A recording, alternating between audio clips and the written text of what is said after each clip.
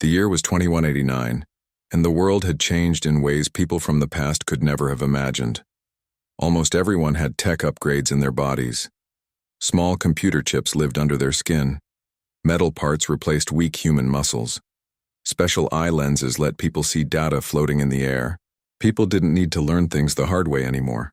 They just downloaded knowledge straight to their brains. In this new world, Olivia Warren felt like she didn't belong.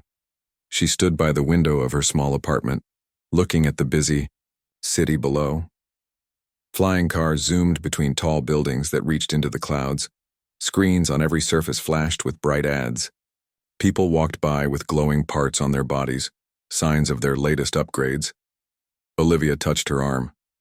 Under her skin was just muscle and bone. No metal, no chips, no upgrades at all. She wasn't against technology. In fact, she loved it. The problem was her body. Genetic rejection syndrome, the doctors had told her parents when she was just a baby. Her immune system attacks any foreign tech. We can't give her even the basic health monitors. Growing up had been hard. While other kids got their first memory chips at age 7, Olivia had to use books and practice. When they got reflex boosters for sports, she had to train every day.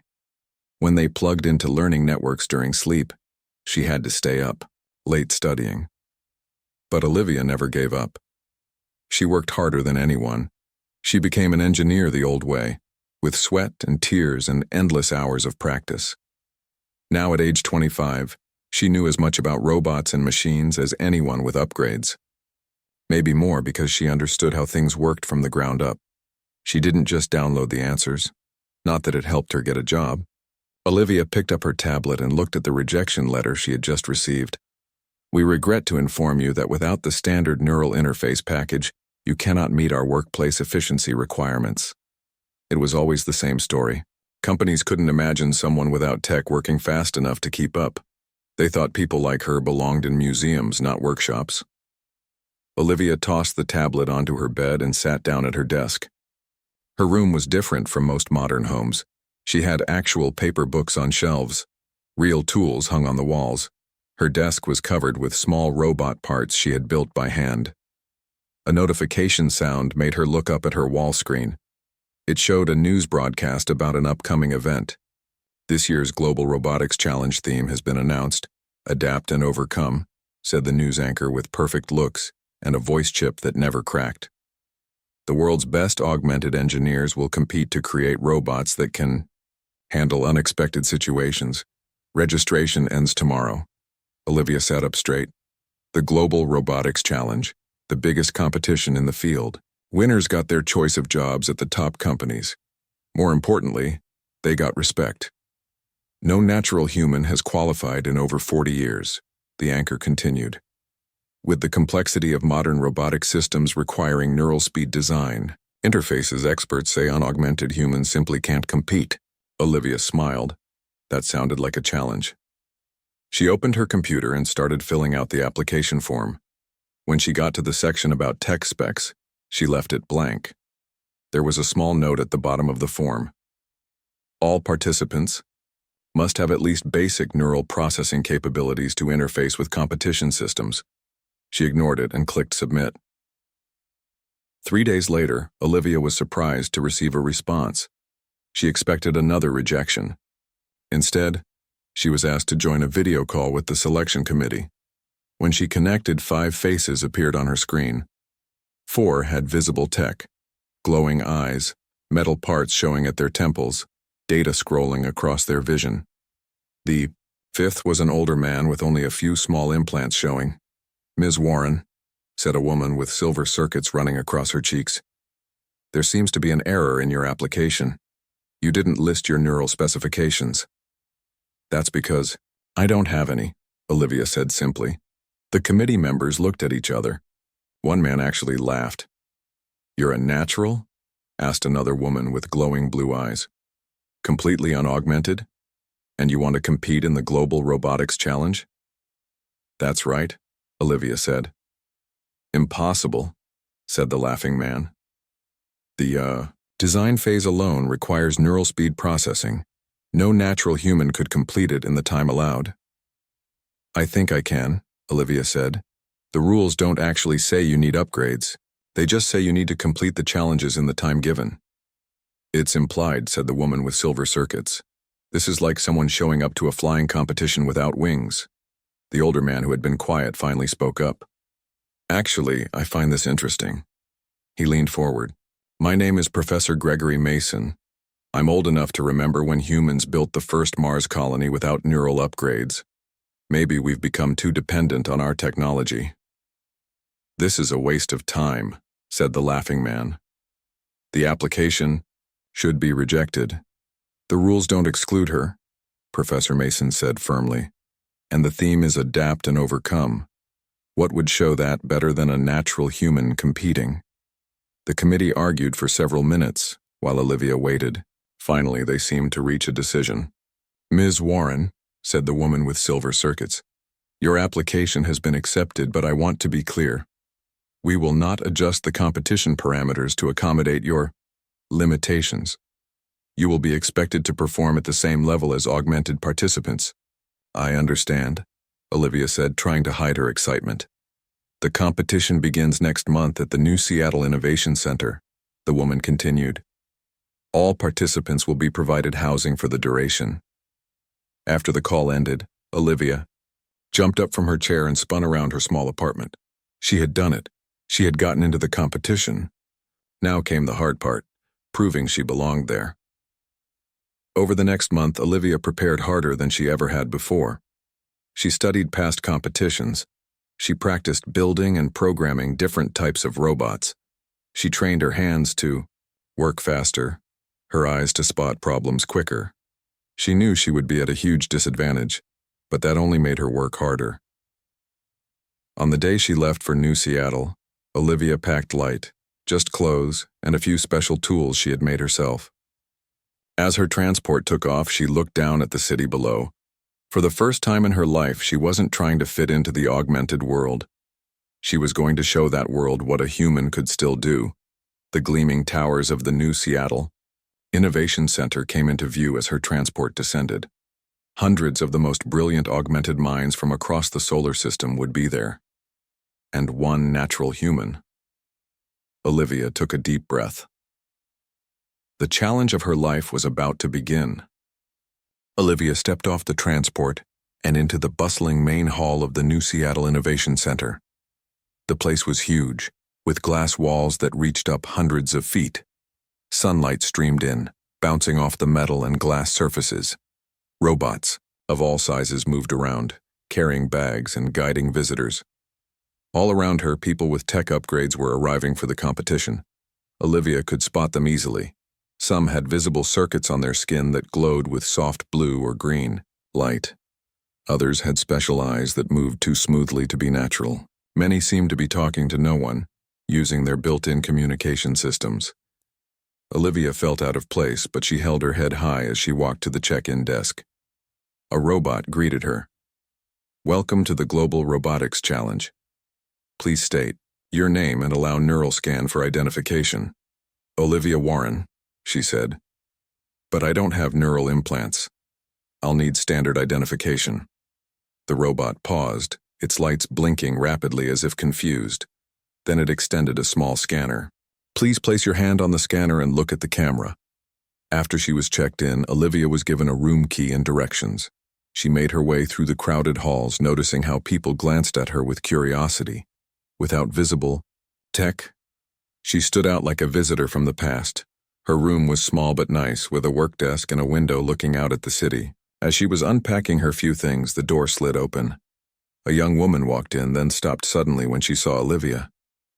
Hi, said Olivia. I guess we're roommates. I'm Olivia Warren. The woman had gold flecks in her eyes that moved like tiny fish swimming. Thin lines of circuitry ran along her temples, disappearing into her hairline. She wore the latest fashion, clothes that changed color based on her mood. I'm Alexa Powell, she said, putting down her bag. She stared at Olivia for a moment.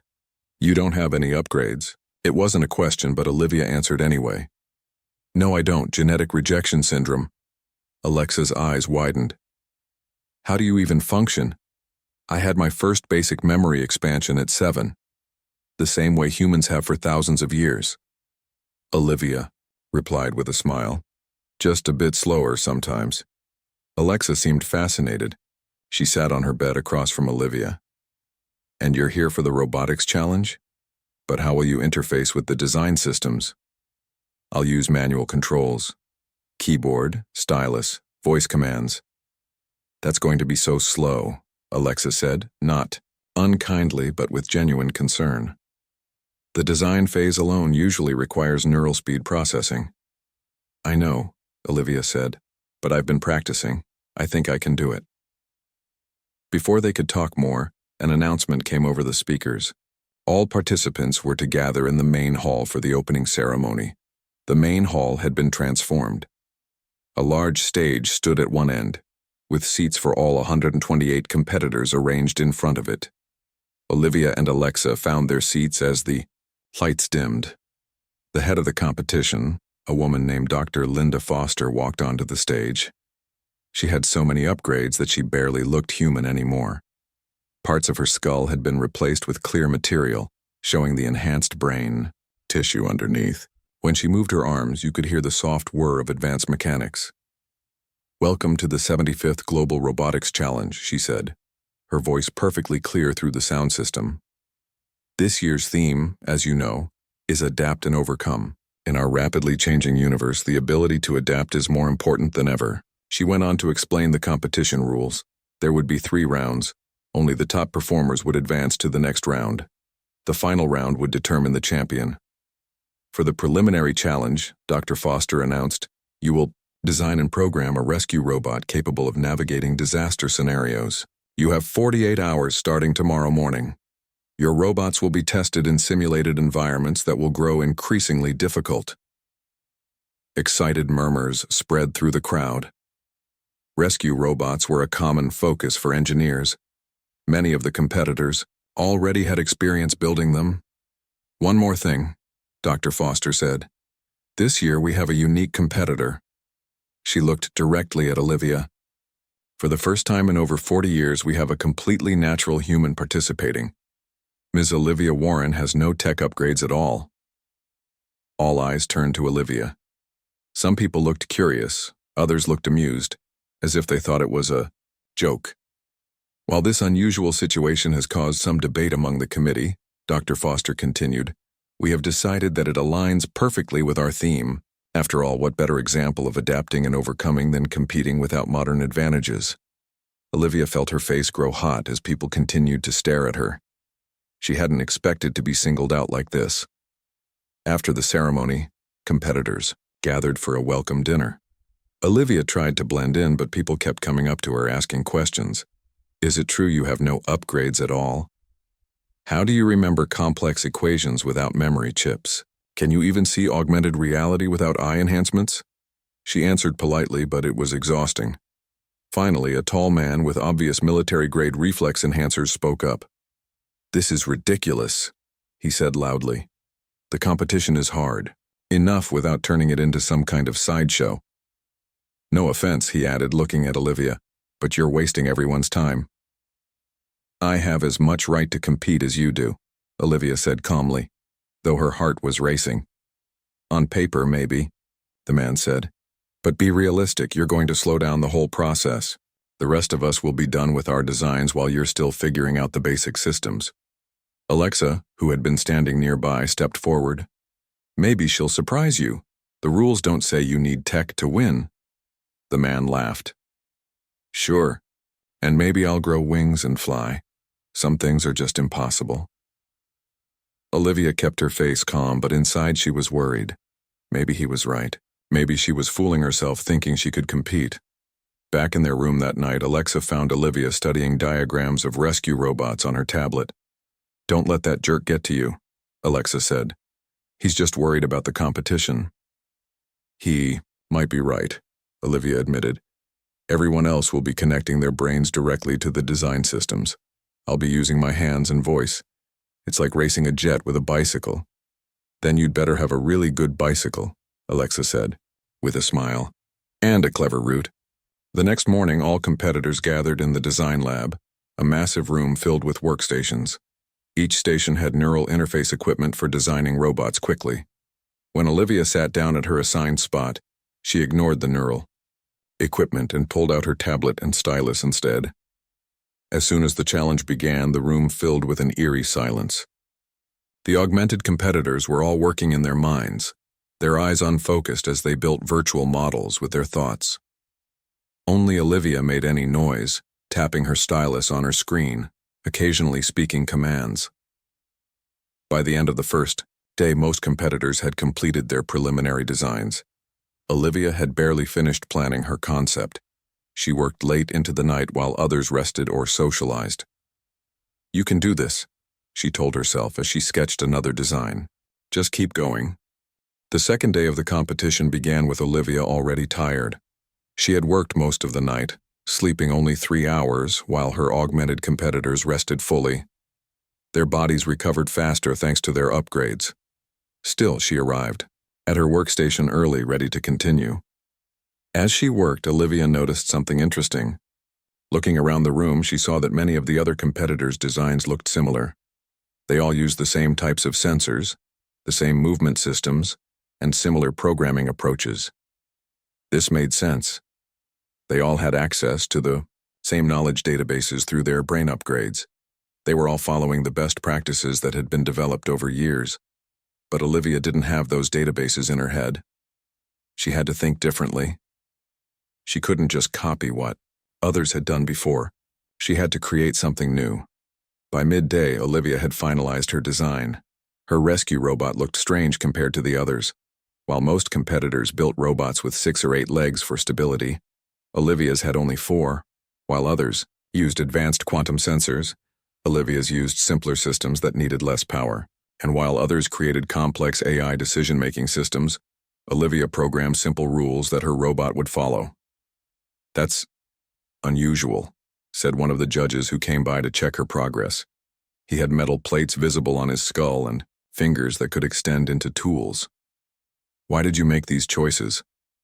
"Because complex systems fail in complex ways," Olivia explained. "In a disaster, you want reliability more than perfection." The judge looked doubtful, but moved on. Alexa stopped by Olivia's station during a break. "How's it going?" she asked. "I'm done with the design," Olivia said. "Now I need to program and build it." Alexa looked surprised. "Already? Can I see?" Olivia showed her the plans. Alexa tilted her head, her enhanced eyes scanning the design quickly. "It's so basic," she said finally. "No offense, but everyone else is using neural mapping and adaptive learning systems. Those need constant updates and can get confused in unusual situations," Olivia said. "My robot will be simpler, but it will keep working even when things go really wrong." "Interesting approach," Alexa said, though she still looked doubtful. "Good luck." As the day continued, Olivia fell into a rhythm. Her fingers moved quickly over her tools as she assembled her robot.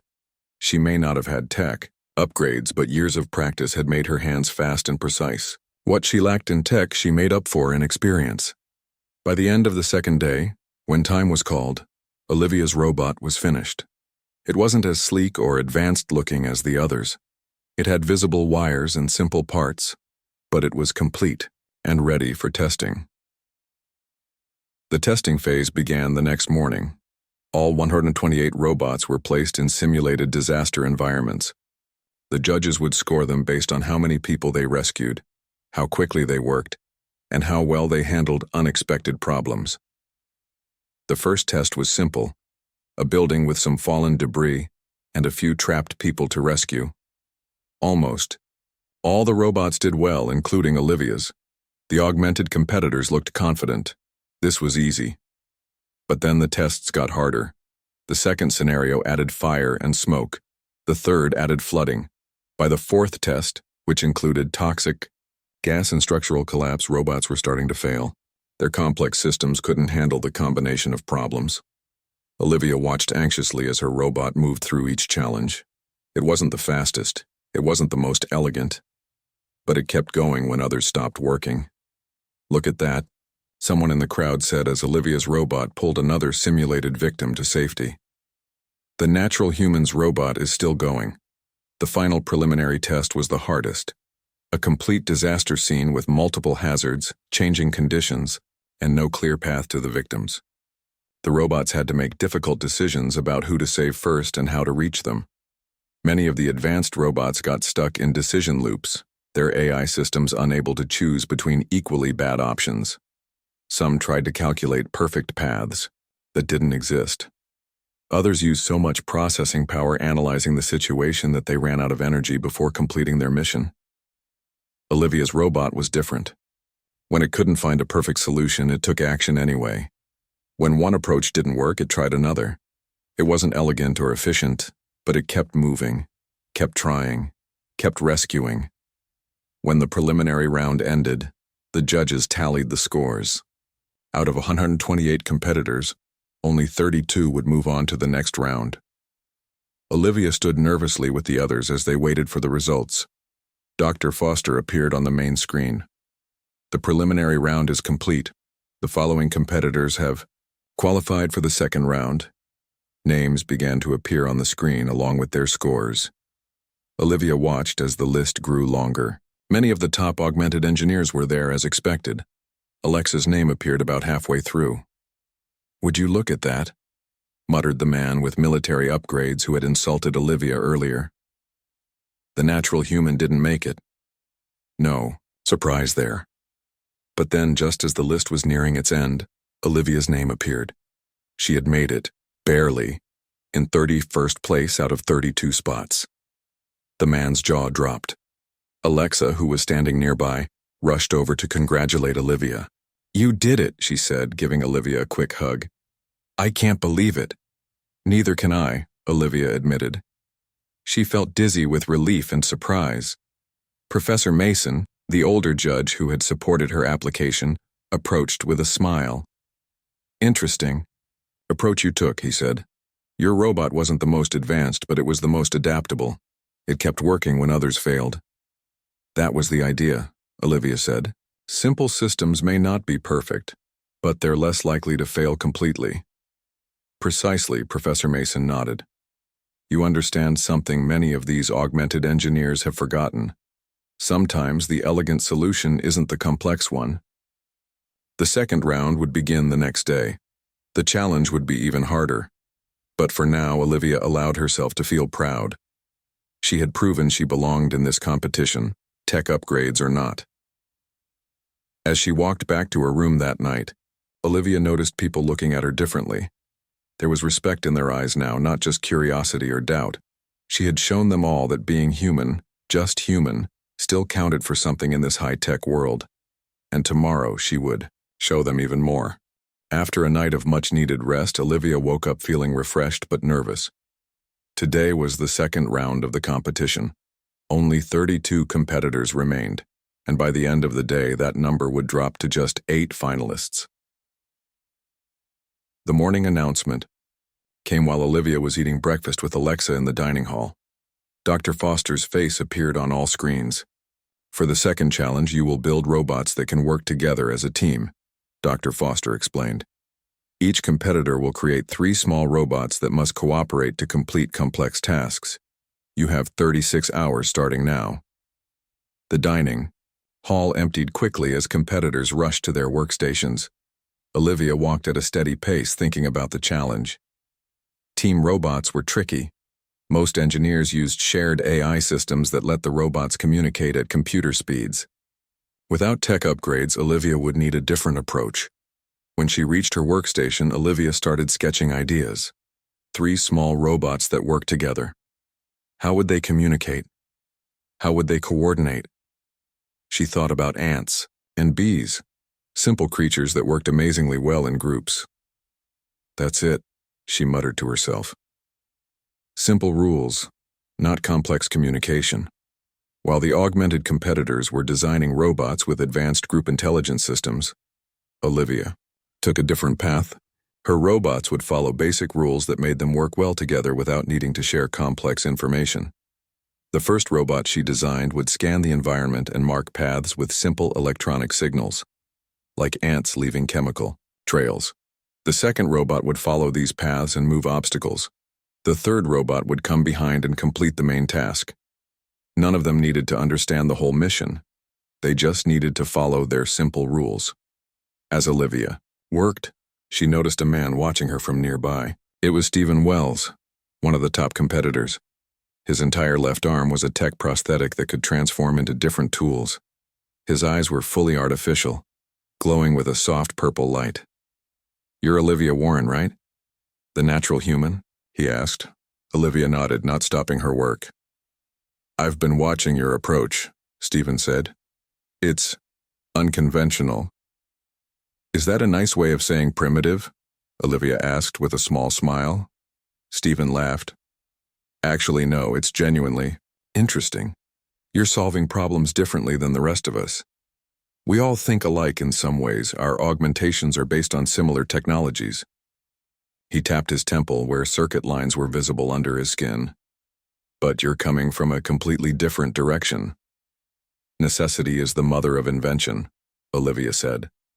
"I can't compete with your processing speed, so I have to find other advantages." Stephen nodded. "Smart approach. Good luck." He walked back to his own workstation. Olivia worked steadily through the day and into the night. By the next morning, she had built all 3 of her robots. They were small and simple looking compared to the others. Each was about the size of her hand and moved on 4 wheels. They didn't look impressive, but Olivia hoped they would work well together. The testing for the second round took place in a large arena. Each competitor's robot team was given the same set of tasks: navigate a maze, move blocks to build a structure, and find and retrieve specific objects.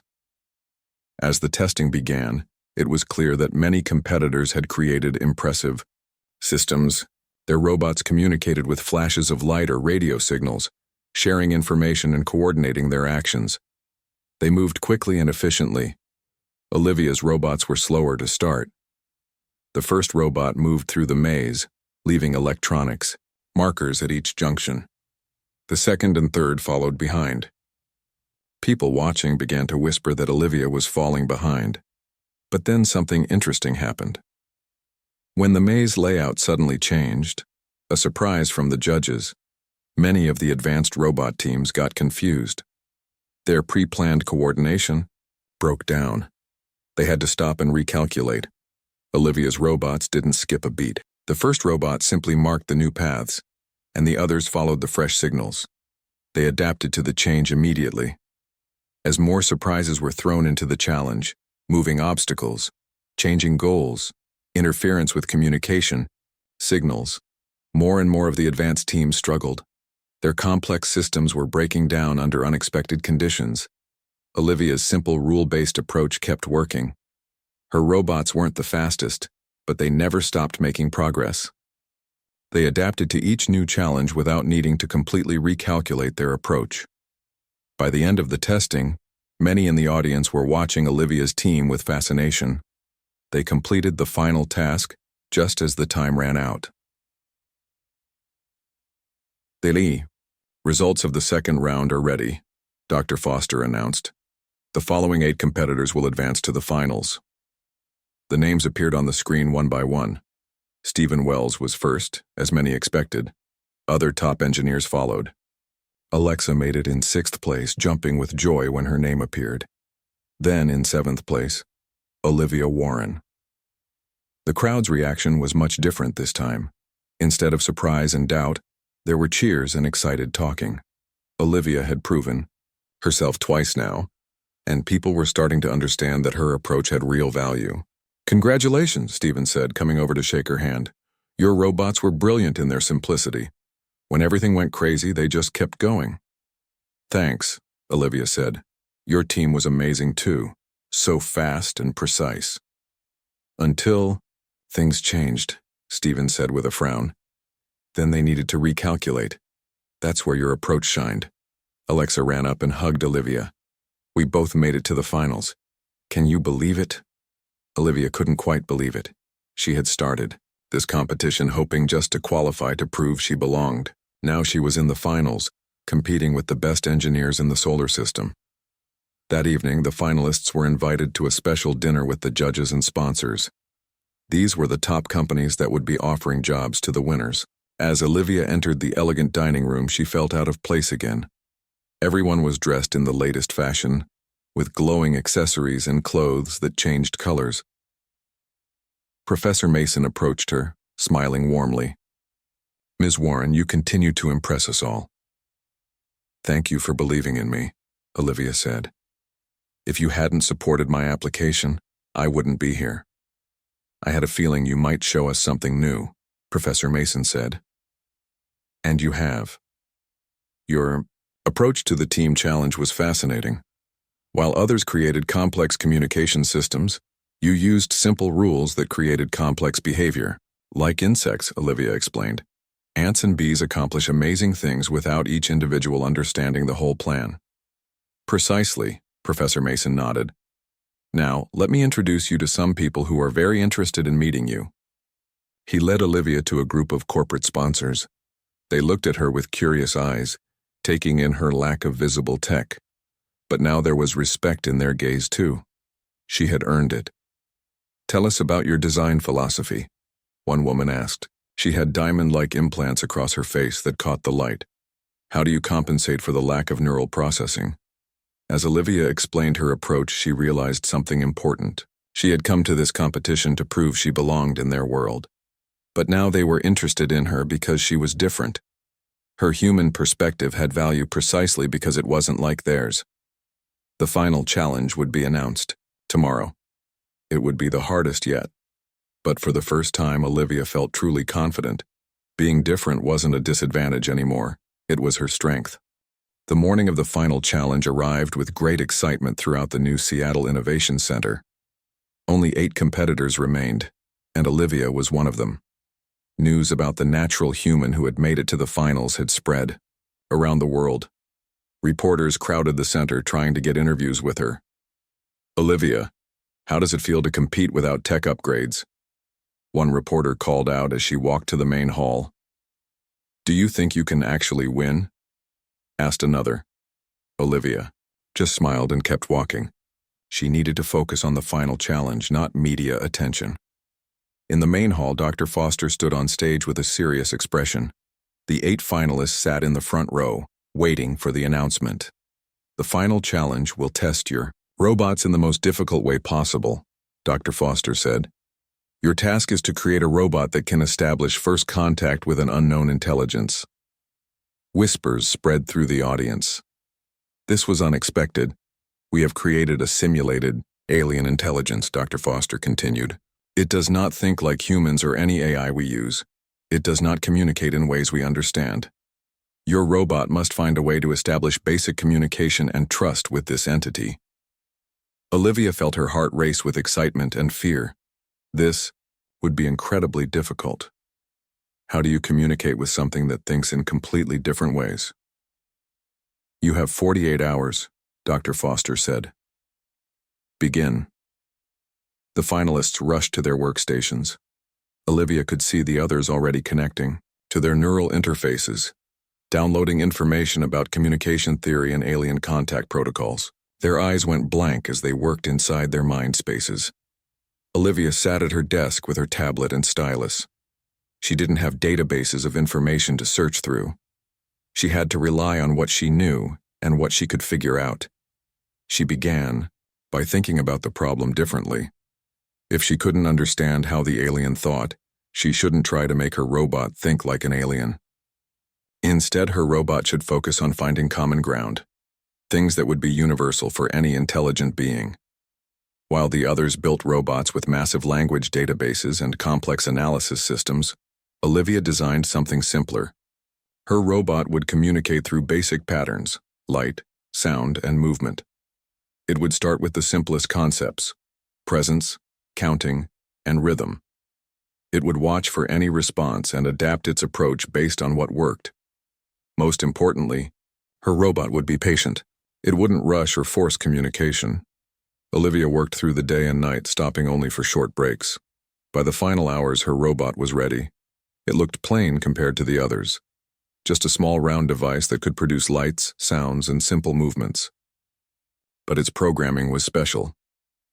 The testing began in the afternoon of the second day. Each finalist would have their robot attempt to communicate with the simulated alien intelligence for 1 hour. The judges would score based on how much meaningful communication was established. Stephen Wells went first. His robot was beautiful, with flowing lines and surfaces that could change texture and color. It produced complex patterns of light and sound, trying to establish communication through mathematical sequences. At first, the alien seemed to respond, but then it went silent, as if confused or overwhelmed. Other finalists followed with similar results. Their robots tried increasingly complex approaches, showing images, creating 3D models, attempting to decode the alien's responses through advanced algorithms. Each would make some progress before hitting a wall where communication broke down. Alexa's robot did better than most, establishing what seemed like a basic exchange of information before communication faltered. Finally, it was Olivia's turn. Her simple-looking robot was placed in the testing chamber.